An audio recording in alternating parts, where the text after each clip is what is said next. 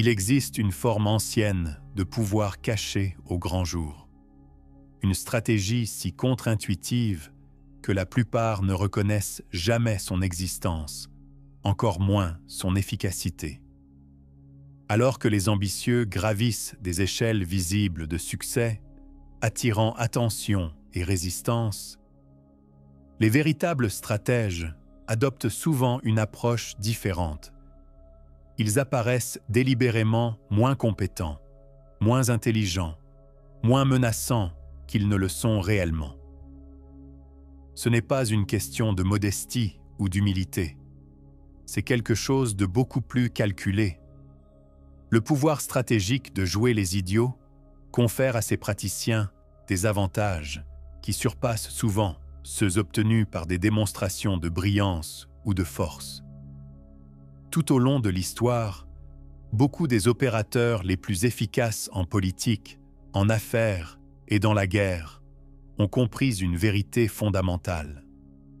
Les gens ne craignent pas et ne bloquent pas ce qu'ils croient inutile. Nicolas Machiavel, le philosophe politique du XVIe siècle dont le nom est devenu synonyme de stratégie rusée, a reconnu cette dynamique il y a des siècles. Bien que son travail soit souvent réduit à la poursuite du pouvoir nu par tous les moyens nécessaires, ses véritables idées étaient beaucoup plus subtiles. Parmi ses observations les plus puissantes figurait l'avantage stratégique qui découle du fait d'être sous-estimé. Ce n'est pas seulement une sagesse ancienne.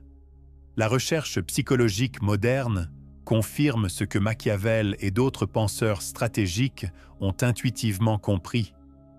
Les humains surévaluent constamment la compétence visible et sous-estiment ceux qui semblent inefficaces.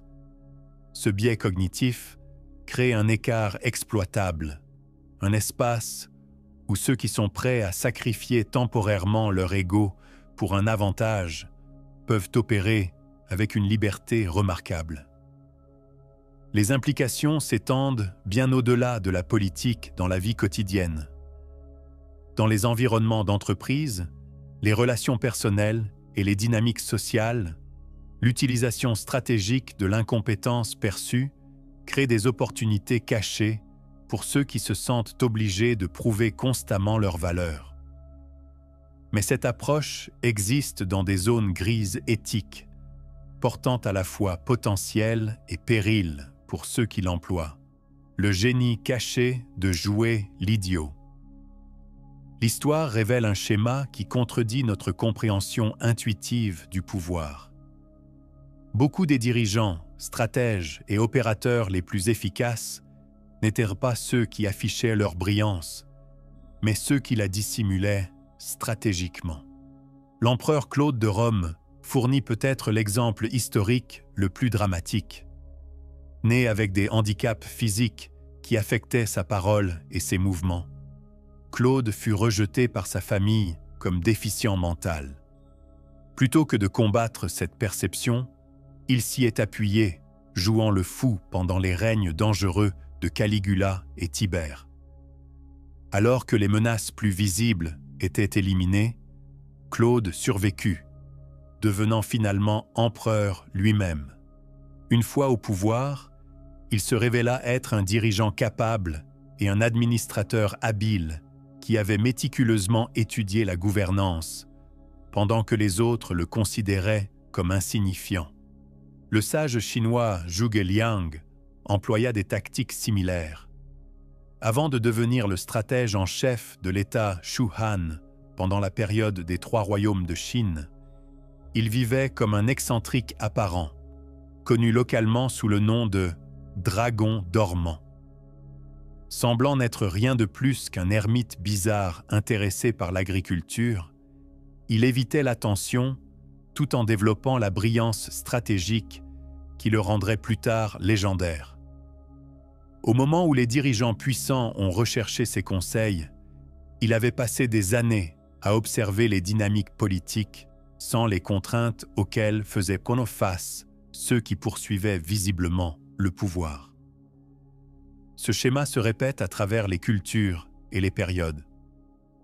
Abraham Lincoln était chroniquement sous-estimé en raison de ses origines modestes et de son comportement populaire, qu'il soulignait stratégiquement.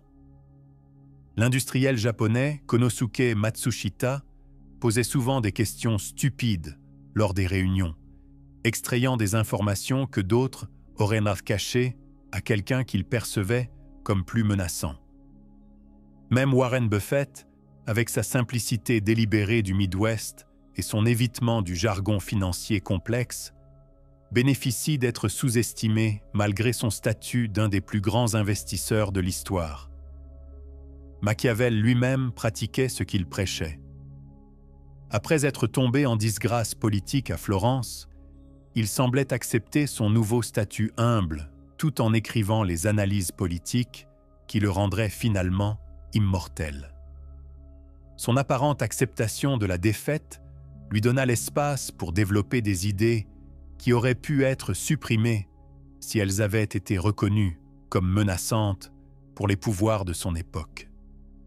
Ce qui unit ces exemples n'est pas seulement la tromperie stratégique, mais une profonde compréhension de la psychologie humaine. Ils ont reconnu que le pouvoir visible attire une résistance visible, tandis que l'incompétence perçue crée une liberté opérationnelle.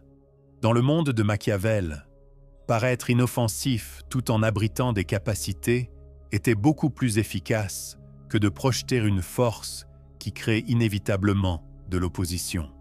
Le masque inutile qui vous donne le pouvoir. Les fondements psychologiques de cette stratégie vont plus loin que la simple tromperie. Ils puisent dans des biais fondamentaux dans la façon dont les humains évaluent et répondent aux autres. Le premier est ce que les psychologues appellent maintenant le biais d'attribution de compétences. Notre tendance à porter des jugements rapides, souvent irréversibles, sur les capacités des autres basés sur des informations limitées. Une fois que nous catégorisons quelqu'un comme incompétent, nous interprétons leurs actions ultérieures à travers cette lentille, ignorant les preuves qui pourraient contredire notre évaluation initiale. Ce raccourci cognitif crée un angle mort persistant que le joueur stratégique peut exploiter. Les hommes jugent généralement plus par les yeux que par les mains, observait Machiavel, car il appartient à tout le monde de voir, à peu de sentir. Tout le monde voit ce que vous paraissez être, peu expérimente ce que vous êtes réellement. Cette perspicacité révèle pourquoi la stratégie fonctionne. Les gens font confiance à leur évaluation visuelle initiale, plutôt qu'à une investigation plus profonde, rendant le masque d'incompétence délibérément adopté étonnamment durable. Le second est ce que la recherche moderne appelle la priorisation des menaces. Notre tendance à concentrer l'attention et les ressources défensives sur les menaces les plus visibles, tout en accordant moins d'attention aux éléments apparemment inoffensifs dans notre environnement. Ce n'est pas une simple négligence, mais une efficacité évolutive. Concentrer l'énergie défensive sur les menaces évidentes conserve les ressources, mais crée une vulnérabilité aux dangers déguisés en inoffensifs. Machiavel comprenait cette dynamique. La première méthode pour estimer l'intelligence d'un dirigeant est de regarder les hommes qu'il a autour de lui. Les dirigeants insécures s'entourent d'incompétences visibles pour paraître supérieurs par comparaison. Cela crée un environnement où la compétence réelle déguisée en incompétence peut opérer sans être détectée. Le troisième est l'avantage d'asymétrie informationnelle. Quand les autres vous croient moins capable, ils parlent plus librement autour de vous, révélant des informations, des préoccupations et des intentions qu'ils cacheraient à quelqu'un qu'ils considèrent comme une menace ou un concurrent. Cela crée un flux d'informations unidirectionnel qui s'accumule avec le temps. La personne qui joue l'idiot rassemble des données tout en révélant peu, construisant graduellement un avantage informationnel qui peut être exploité au moment optimal. Le pouvoir psychologique de cette approche découle de sa nature contre-intuitive. Dans un monde où la plupart s'efforcent de démontrer leurs compétences, paraître délibérément moins capables crée une rupture de schéma que peu sont équipés pour reconnaître ou contrer. Cet angle mort cognitif existe parce qu'il contredit notre compréhension présumée de la motivation humaine, que tout le monde veut paraître intelligent, capable et efficace. Pourquoi les faibles sont laissés tranquilles? Au-delà des avantages psychologiques, l'incompétence stratégique exploite des aspects fondamentaux des dynamiques de pouvoir et de l'allocation des ressources. Le renard sait beaucoup de choses, mais le hérisson sait une grande chose, écrivait le poète grec ancien Archiloque dans un fragment que le philosophe Isaiah Berlin rendit plus tard célèbre. Cette distinction révèle un aspect clé de la stratégie. Ceux qui démontrent visiblement des connaissances spécialisées, le hérisson, deviennent stéréotypés et ciblés. Ceux qui semblent peu savoir, mais rassemblent secrètement des connaissances diverses, le renard, maintiennent la liberté de mouvement à travers les domaines. Cette dynamique s'applique directement à la politique organisationnelle. Dans les environnements d'entreprise, l'expertise visible dans un domaine précieux crée à la fois opportunité et danger. Vous devenez essentiel, mais aussi menaçant pour les intérêts établis. On vous assigne des tâches critiques, mais vous devenez aussi une cible pour ceux qui se sentent menacés par votre ascension. Vos succès attirent l'attention et créent des attentes qui limitent les options futures. En revanche, la personne stratégiquement incompétente évite à la fois le ciblage et les attentes excessives. On lui assigne moins de tâches critiques, lui donnant plus de contrôle sur son temps et ses centres d'intérêt. Elle fait face à moins d'examens minutieux, permettant l'espace pour l'apprentissage et l'expérimentation. Plus important encore, ces succès occasionnels sont accueillis avec surprise plutôt qu'attente, créant une asymétrie de réputation positive qui se construit avec le temps. Machiavel reconnaissait cela quand il écrivait « Un prince ne doit avoir d'autre but ou pensée, ni choisir autre chose pour son étude, que la guerre et ses règles et disciplines. Car c'est le seul art qui appartient à celui qui gouverne. » Pourtant, il conseille immédiatement que cette étude doit souvent être dissimulée derrière d'autres activités et intérêts. Le principe s'applique au-delà de la guerre. Le joueur stratégique étudie le pouvoir, tout en paraissant engagé dans des activités moins menaçantes. Cette approche crée ce que les théoriciens des jeux appellent un avantage non nul.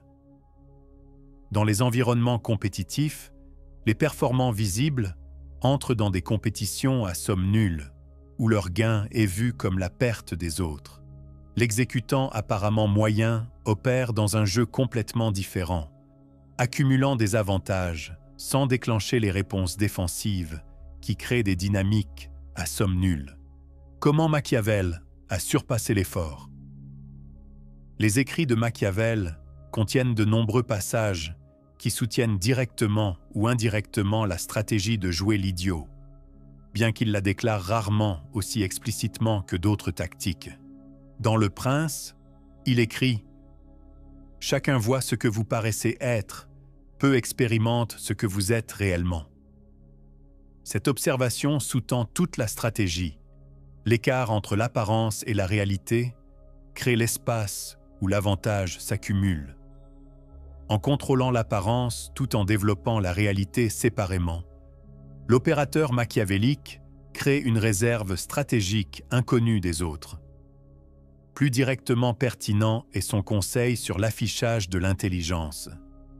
Un prince doit se montrer amateur de talent, donnant emploi aux hommes capables et honorant ceux qui excellent dans un domaine particulier. Notez que le prince doit se montrer reconnaissant le talent chez les autres, pas nécessairement l'afficher personnellement. Le message implicite: laissez les autres briller visiblement tout en maintenant vos propres capacités d'évaluation. Machiavel conseille en outre: il vaut mieux être craint qu'aimé, si vous ne pouvez être les deux. Pourtant, il qualifie immédiatement cette déclaration célèbre en mettant en garde contre le fait d'être haï, qui émerge d'être vu comme menaçant. La personne stratégiquement incompétente évite à la fois la peur excessive, qui crée la résistance, et la haine, qui crée une opposition active, opérant plutôt dans la zone grise d'évaluation minimale des menaces. Peut-être le plus révélateur est l'expérience personnelle de Machiavel. Après être tombé du pouvoir à Florence, il accepta une vie humble, tout en développant privément ses théories politiques. Il semblait résigné à son sort tout en créant des œuvres qui lui donneraient finalement plus d'influence durable que n'importe quelle fonction politique n'aurait pu fournir. Son apparente acceptation d'un statut diminué créa l'espace pour ses plus grandes réalisations. Ce schéma apparaît dans son conseil sur la gestion de la bonne fortune. La fortune est l'arbitre de la moitié de nos actions, mais elle laisse encore l'autre moitié, ou peut-être un peu moins, pour être gouvernée par nous.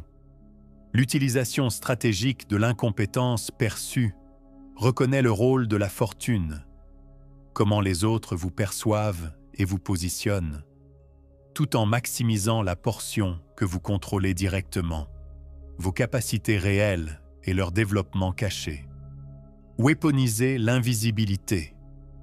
Les applications pratiques de l'incompétence stratégique s'étendent bien au-delà des exemples historiques dans les contextes modernes. Dans les environnements d'entreprise, la stratégie crée plusieurs avantages. Le premier est l'évitement de ce que les chercheurs en management appellent l'écart responsabilité-autorité. Les hauts performants reçoivent souvent une responsabilité accrue sans autorité correspondante, créant une pression insoutenable. L'exécutant apparemment moyen évite ce piège, recevant des responsabilités plus alignées avec ses capacités apparentes. Le second est la protection contre le syndrome du grand pavot, la tendance humaine à rabaisser ceux qui s'élèvent visiblement au-dessus des autres. En évitant la proéminence tout en construisant la capacité, le joueur stratégique évite de devenir une cible pour les instincts compétitifs des collègues ou les insécurités des superviseurs. Cela ne signifie pas éviter tout accomplissement, mais plutôt s'assurer que les accomplissements apparaissent chanceux ou situationnels plutôt que menaçants. Le troisième est l'avantage informationnel. Quand les autres vous perçoivent comme moins compétents, ils parlent plus librement autour de vous, révélant des informations, des préoccupations et des intentions qu'ils cacheraient à quelqu'un qu'ils considèrent comme un concurrent. Avec le temps, cela crée une connaissance asymétrique substantielle qui peut être déployée aux moments optimaux. Dans les contextes de négociation, paraître moins informé ou capable suscite souvent de meilleures conditions. L'autre partie, croyant détenir un avantage, peut offrir des concessions qu'elle retiendrait de quelqu'un qu'elle percevrait comme également capable. Les concessionnaires automobiles sont familiers avec cette dynamique, c'est pourquoi certains acheteurs sophistiqués se présentent délibérément comme mal informés sur les prix et les caractéristiques des automobiles. Dans les scénarios de leadership, l'incompétence stratégique dans des domaines spécifiques crée de l'espace pour que les autres développent des capacités et de la confiance. Le leader qui occasionnellement ne comprend pas un problème technique force les membres de l'équipe à développer et articuler leurs propres solutions, plutôt que de devenir dépendants de l'expertise du leader. Cela développe la capacité organisationnelle tout en préservant l'énergie du leader pour les questions véritablement critiques. Même dans les relations personnelles, l'incompétence sélective crée une liberté vis-à-vis des attentes qui pourraient autrement devenir pesantes. Le partenaire qui n'arrive pas tout à fait à comprendre comment charger correctement le lave-vaisselle finit par ne plus recevoir cette tâche. Bien que manipulateur dans certains contextes, cela peut aussi représenter une division rationnelle du travail basée sur une préférence authentique plutôt que sur la capacité. L'avertissement de la psychologie sombre. Malgré son efficacité, la stratégie de jouer l'idiot comporte des risques significatifs et des considérations éthiques. Le danger le plus immédiat est la découverte. Quand les autres réalisent que vous avez délibérément paru moins capable que vous ne l'êtes, la réaction combine typiquement la colère face à la tromperie et la peur de ce que vous pourriez cacher d'autre. Cela peut détruire la confiance de façon permanente, créant des ennemis plus déterminés que ceux que vous auriez pu faire à travers une compétence ouverte. Les hommes en général jugent plus par les yeux que par les mains, écrivait Machiavel, car tout le monde peut voir, mais peu peuvent sentir. Mais ceux qui sentent, qui expérimentent directement votre tromperie, deviennent souvent des adversaires permanents. Ce risque augmente avec le succès de la stratégie. Plus l'écart entre la capacité perçue et réelle est grand, plus le sentiment de trahison est grand lorsqu'il est découvert. Un second risque est le coût psychologique de l'incongruence soutenue entre la personne publique et la réalité privée. Maintenir une fausse présentation de soi requiert une vigilance et une performance constante, créant ce que les psychologues appellent une charge cognitive qui épuise les ressources mentales avec le temps. L'énergie consacrée à maintenir la tromperie devient indisponible pour d'autres fins, annulant potentiellement certains des avantages de la stratégie. Il y a aussi le risque d'internalisation. Les humains ont tendance à devenir ce qu'ils prétendent constamment être. L'exécutif qui joue l'idiot dans les réunions peut éventuellement perdre l'habitude de la pensée aiguë. Le stratège qui dissimule des idées peut graduellement arrêter d'en générer. Ce qui commence comme une tromperie tactique peut involontairement devenir réalité à travers le pouvoir de l'habitude et la formation de l'identité. Éthiquement, la stratégie soulève de sérieuses questions sur l'authenticité, l'honnêteté et la manipulation. Bien que la présentation stratégique de soi existe sur un spectre allant de la confidentialité raisonnable à la tromperie malveillante, créer délibérément de fausses impressions d'incompétence s'approche de l'extrémité manipulative de ce spectre. Cela ne le rend pas automatiquement mauvais dans tous les contextes, mais nécessite une considération attentive des intentions, des impacts et des alternatives. L'application la plus durable de la stratégie n'est pas la tromperie totale, mais la sous-déclaration stratégique. Plutôt que de prétendre activement l'incompétence, ce qui requiert une performance constante, le praticien éthique évite simplement les démonstrations inutiles de capacité. Il laisse à leur travail parler de lui-même quand c'est nécessaire, mais ne cherche pas la reconnaissance ou le statut au-delà de ce qui sert leurs véritables objectifs. Le paradoxe étrange du pouvoir. La stratégie de jouer l'idiot révèle un profond paradoxe sur le pouvoir et la capacité. Dans de nombreux contextes, la poursuite directe du pouvoir à travers l'excellence démontrée crée une résistance qui limite finalement ce pouvoir. En revanche, la dissimulation de la capacité crée souvent des conditions où le pouvoir peut croître sans entrave.